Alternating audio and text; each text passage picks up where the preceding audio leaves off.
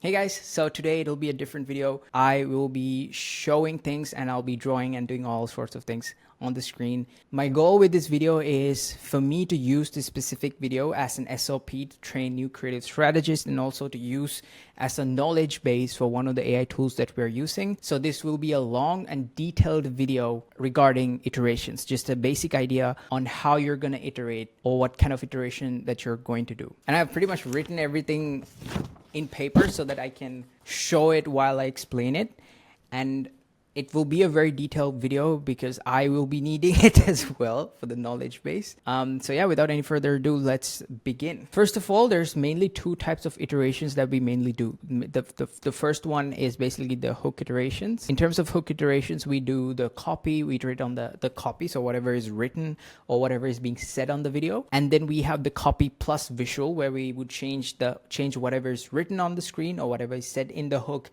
maybe the headline, plus the actual visuals on the screen as well. So this would be a hook plus visual iteration, and then we would iterate just on the visual, where we would just change the visual on the screen. So this could basically mean the video, the picture, the colors, whatever it is, basically the visual on the screen, we're going to iterate on it. And there's another type of iteration that we do, which is we would change the angle, we would change the actor. So I would say almost 7 out of 10 times we use AI actors. So changing this is very easy. Then we would change the music, voiceover, and then sometimes we would change the body. These are some other iterations that we do. This is not necessarily iterations on the hook, but the ad as a whole where we would iterate. Now, how do you decide what you're going to iterate on in the first place? So the place where I like to start, especially when it's our first round of iterations for an ad.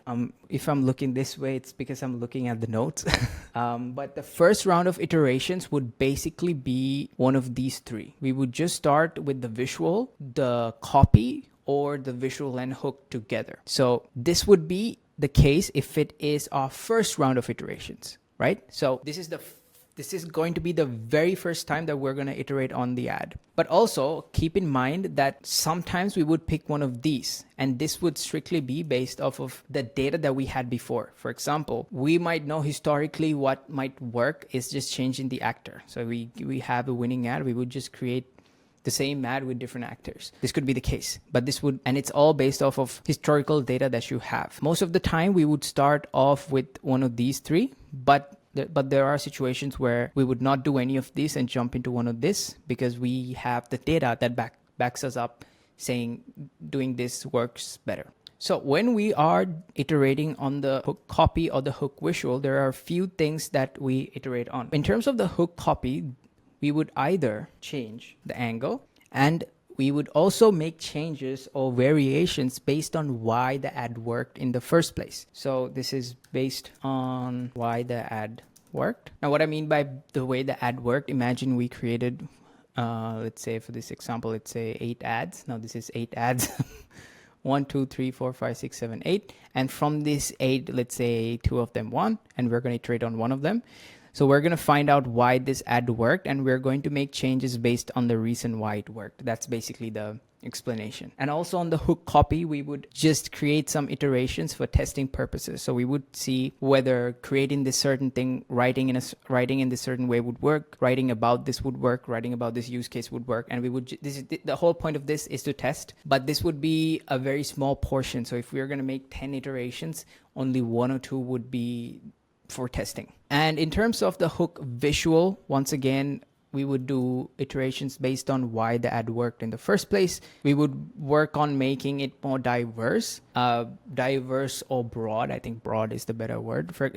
By making it broad, what I mean is, if, for example, if you use a certain if you use a famous person in the hook visual, we would just use new famous people in different criteria. Maybe a sports player, maybe Elon Musk, maybe someone who's popular in movies. It would all depend, but we would make it more diverse. But those are the two main iterations that we typically do in terms of the hook visual. And then in situations where we change the hook copy and the visual both, that will be just a combination of both the topics that I talk about. So both of these. So how do we decide on whether we are going to do a different type of iteration on the ad? For example, you would change the angle, you would change the actor, voiceover, or the body as a whole. How do you decide on this? This is basically based off of previous data that we had. Now, what do I mean by previous data that we have? Now, I'll show you an example here. Now, let's say a couple of months ago, we created, let's say, 8 ads for this example. So we created 8 ads. And from these 8 ads, let's say 3 of them, we changed the actor. 3 of them, we changed the hook visual. And then 2 of them, we changed the hook copy. And from this, let's say the ones that won, the winning ads that came out of this were these 3. Or let's say 2 of these came out and then 1 each. And then for the other iterations we made for the same app, we've seen this pattern. We've seen it happen over and over again where changing the actor seems to work better. So basically changing the actor here would have, let's say, a 30% winning rate. The visuals would have a 15, maybe the copy would have a 10%. We know for a fact that changing the actor here would have a 30% winning rate. So obviously we're going to do changes on the actor. So for the first batch of iterations, we won't focus more on these 2. We would just focus on changing the actor. And this is quite easy for us since we use AI actors all the time. We would just create new actors of the same race, basically the type of actor that worked and have worked previously in the past. We would just recreate different types of actors. So this could be based off the age, the race, the way they look, the gender, their hairstyle, whatever it is. And the same applies here for the angle, for the voiceover, for the body. Angle, of course, I think it is easy to find. For example, if you have other winning ads with different angles, you can just take this ad and then use the same angle. So I think that's pretty self-explanatory. Music and voiceover, also the same thing. Maybe you have a type of voiceover or whatever that had worked previously in the past, and you can use it. Changing the body is a bit subjective. It would either be, most of the time this happens in image ads where we have a headline and then a very big body copy where we explain what the app does, the problems it solves, and also the CTA. So in this case, it would make sense for us to just change the body, but it would depend on the ad itself, and also it would once again depend on the previous, basically your historical data. An example here would be if you're showcasing different use cases and you have a certain use case that works really well, you get this ad, you put the same hook, the original hook basically, and then you attach this specific body with the specific use case. So in these scenarios, you could change the body. So initially, let's say you picked, you just do a few copy iterations and you do a few visual iterations. So in total, you would have made, let's say for this example, so let's say you create 4 ads each. So in the 4 ads here, let's say these are hook visuals, these are copies, and these would be let's say changing the angle. Let's say 1 ad worked here, 2 ads worked here, let's say 3 ads worked here, and then none worked here. Now, so based off of this, there's 2 conclusions that you can come up with. Number 1 is you suck at writing copies, and the angles that you use suck. That could be the case. Most of the time, the way that we like to think about this is we would think that doing more visuals has a positive impact. So here we have 3 out of 4 ads that work, and here 1 out of 4, and here 0 out of 4. Now, based off of this alone, we know for a fact that doing more visual changes on the hook works better based off of this, because we've made a lot of visual changes. So once we have this information, we have to dissect and find out why it worked. Now we're going to take these 3 ads. We're going to take this ad, right? So these are the ones that worked. And what we have to do here is really dive deep into why they worked. So these set of ads, we need to figure out why they worked. But right off the bat, we know now, for a fact, we know that doing more visual changes positively impact performance. Copy changes also impacts performance, but not as much as visual changes. But once again, you could just be bad at writing copy. That could also be the case. It's not that you are bad. It could be the way that you are writing, maybe the angle that you took, maybe the specific wording, maybe the use case you wrote might not be as good as the one in the original. That could be the scenario. I would say rather than dwelling on that, whether you wrote bad copy, it would be easier just to take the data and then move forward from that. But for the sake of this example, we know that you can create more visual changes. Visual changes impacts the ad more. Now, this is the most important part of creating iterations. It's basically understanding why the ad worked. This is very, very, very important. This should be everything. You need to look at it from all the perspectives that you have to figure out why the ad worked. So for this example, I'm just going to take these 4 ads. So I'm going to take these 4. So for these 4, and also for the copy here, we're going to take the copy as well. You need to really dive deep into why it worked. Why did these work? And this could be a lot of things. It all depends on the ad that you make and the iteration that you make and how it impacted the person who's watching it. So was the ad more relatable? That could be a scenario. The ad was much more relatable. Another scenario could be the way the visual impacted them emotionally. This could be another scenario. Another one here could be how simple the copy was. It could be a lot of things. So it's very important that you dive really deep into why it worked. What was the psychological factor in it? How relatable was it? The length of it, the wording, the use case. Were you guys highlighting a specific feature? Were there 2 people? Were there a comparison in the visual hook? There could be a lot of things. It could be a lot of things. I can't list down the things. It could be a lot of things. And your job here is to figure this out. And you could get the help of ChatGPT or any other AI to figure this out as well. I'm going to make myself bigger when I say this. Your job is to understand why the ad worked, both psychologically, emotionally, and also technically why it worked.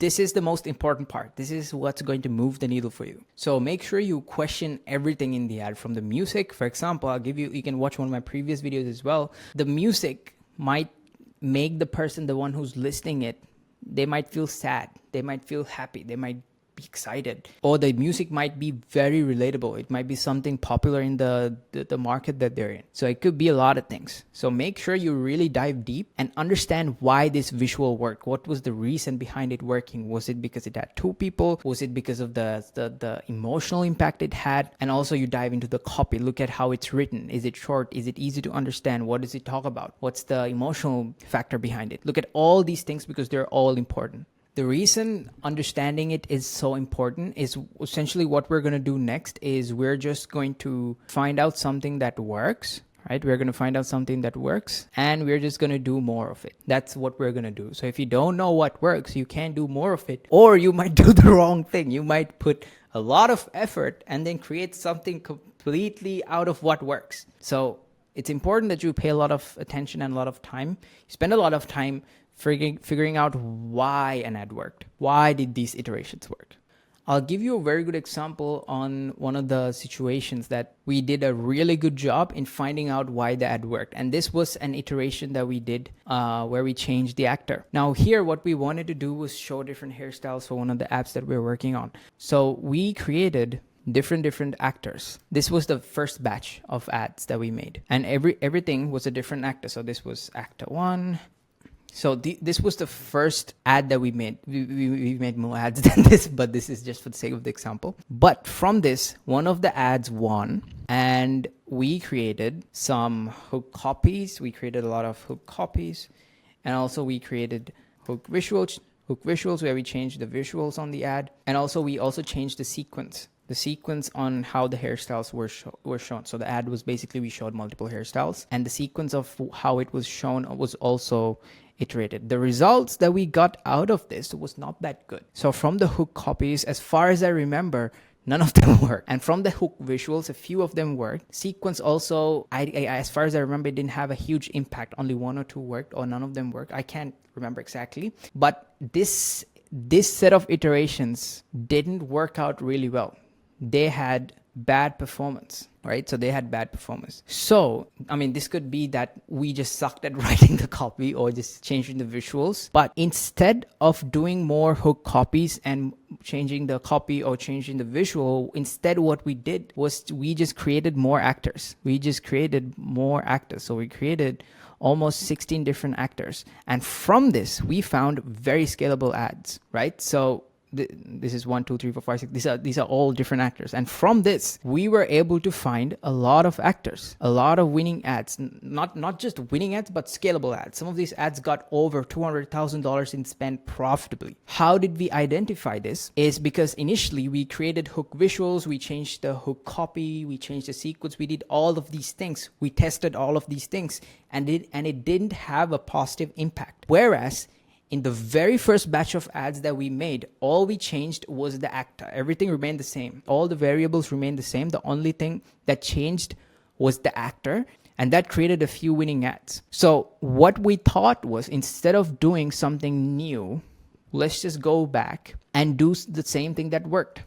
Changing the actor created winning ads, so let's just change the actor more. It's the same thing that I talked about previously, where we create a lot of hook iterations, where we create a lot of visual and copy changes or angle changes, and we take the ones that have the most success and do more of it. So it's the same thing here. So it's always important that you look at what's working and why is it working, and then just doing and then just do more of it. Okay, now going back to my first example, now we found out that doing this type of hook visual works for this reason. Now we've come to the conclusion as to why it worked. This is the reason why this copy works is because of this reason. The reason why this visual works is for this reason, and you have that data. So what you would do in this situation is you would create new variations, right? So let's say you created 4 new ads that are new visual changes, and you created 4 new ads that are copy changes. So you just created a new set of iterations.